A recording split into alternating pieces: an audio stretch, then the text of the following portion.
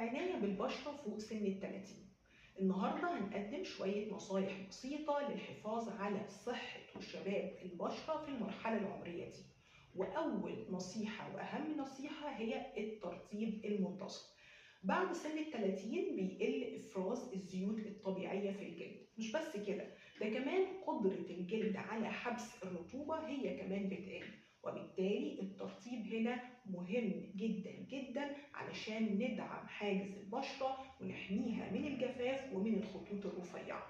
كمان استخدام واقي الشمس بشكل يومي ومنتظم ده من الأمور المهمة جدا، لأن كل الدراسات بتؤكد أن الأشعة فوق البنفسجية هي المسؤول الأكبر عن شيخوخة الجلد وظهور التجاعيد والتسبغات. علشان كده الحماية اليومية باستخدام واقي الشمس المناسب هي أساس الوقاية.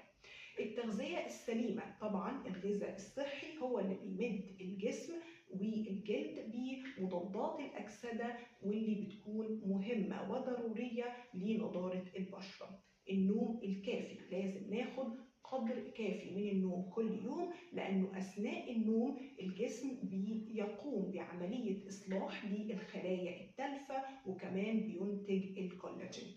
كمان لازم نقلل من التوتر، لأن الضغوط النفسية بترفع من مستويات هرمون الكورتيزول واللي بيكون مسؤول عن تكسير الألياف المسؤولة عن مرونة الجلد، وبالتالي هيسرع من ظهور علامات التقدم في العمر. نقطة كمان مهمة هي اختيار المنتجات اللي بتناسب نوع بشرتك، علشان تضمني انه ما يحصلش تهيج ولا يحصل انسداد في المسام، وكمان تضمني انه الجلد ياخد العناية اللي هو محتاجها بدون ارهاقه بمواد غير مناسبة. تابعينا علشان تعرفي كل جديد. دمتن جميلات.